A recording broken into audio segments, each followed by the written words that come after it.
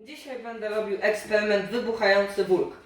Do tego będziemy potrzebować sody oczyszczonej, lejka, wody, octu, naczynia, w którym będziemy to robić i naczynia, że jak wleci tu piana, to żeby nie wyleciało na zewnątrz. I barwnik dla lepszego efektu. Na początku wlewamy wodę. Do wody wsypujemy sodę oczyszczoną.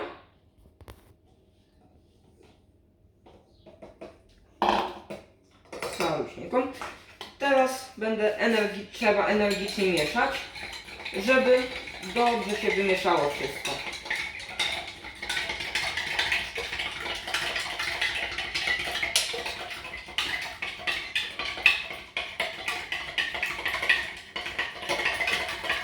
Jak już dokładnie wymieszaliśmy, dodajemy czerwony barwnik, ponieważ on najmocniej działa.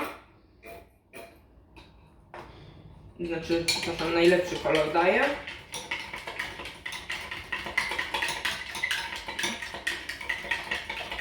Energicznie mieszamy.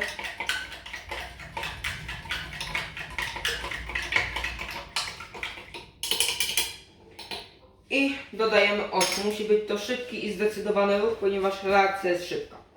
Raz, dwa, trzy. Wybuchła piana, a ta piana to nie jest nic innego jak bąbelki, w których znajduje się dwutlenek węgla, który powstał w reakcji octu, czyli kwasu, z sodą oczyszczoną, czyli zasady. Dziękuję bardzo i pozdrawiam.